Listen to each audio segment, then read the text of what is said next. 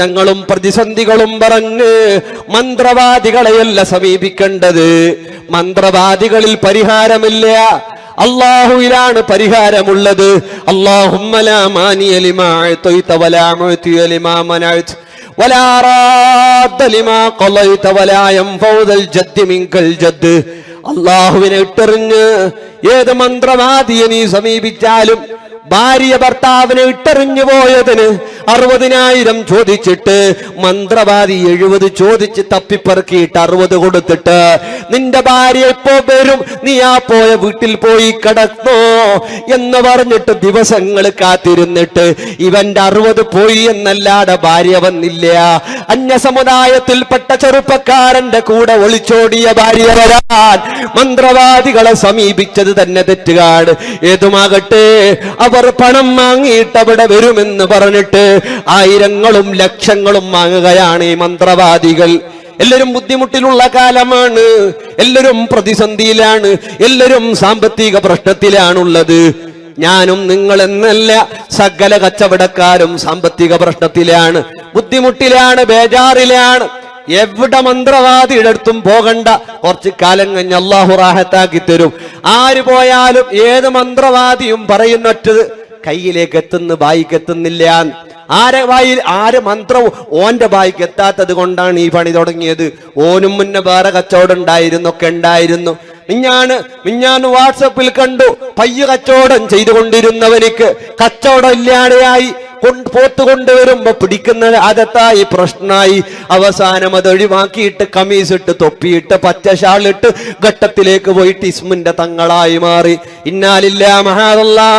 ഇങ്ങനെയൊക്കെയാണ് സമുദായത്തെ വഞ്ചിക്കുന്നവരുണ്ട്. ഒരു മന്ത്രവാദിയിലും നിന്റെ ജീവിതം നീ അർപ്പിക്കരുത്. സങ്കടങ്ങൾ പറഞ്ഞ് മന്ത്രവാദികളെ സമീപിക്കരുത്. പ്രത്യേകമായി സയ്യിദന്മാർ അവരോട് ദ്വാരപ്പിക്കണം, അവരിൽ നിന്ന് ഊതിയിട്ട് വാങ്ങണം.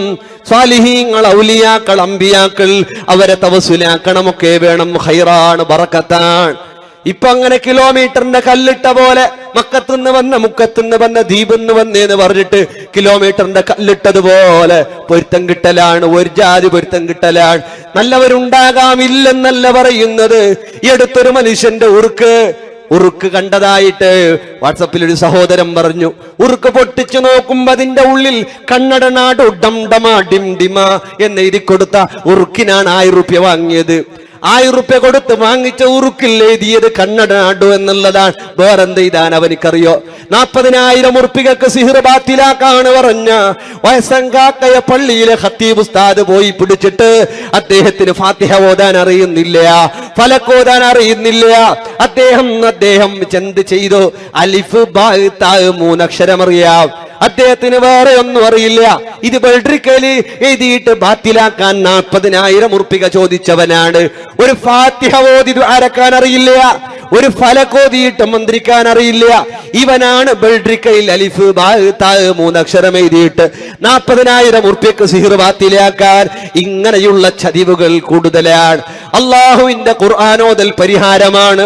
വനുനസ്സിലു മിനൽ ഖുർആൻ മാ ഹുവ ശിഫാഉൻ വറഹ്മത്തുൽ ലിൽ മുഅ്മിനീൻ. ഈമാനുണ്ടോ? അല്ലാഹുവിൽ വിശ്വാസമുണ്ടോ? ഖുർആൻ നിനക്ക് പരിഹാരമാണ്. അല്ലാഹുവിന്റെ ഖുർആൻ നിനക്ക് പരിഹാരമാണ്. ഖുർആനിൽ പരിഹാരമില്ലാത്ത ഒരു പ്രശ്നവും അല്ലാഹു ഖിയാമത്ത് നാൾ വരെ ഇറക്കില്ല എന്നുള്ളതാണ്. ഏതൊരു പ്രശ്നത്തിനും അല്ലാഹുവിന്റെ ഖുർആനിൽ പരിഹാരമുണ്ട്. അതുകൊണ്ട് ഖുർആൻ ഒരുപാട് ഓതുന്നവരാകണം മുഅ്മിനേ.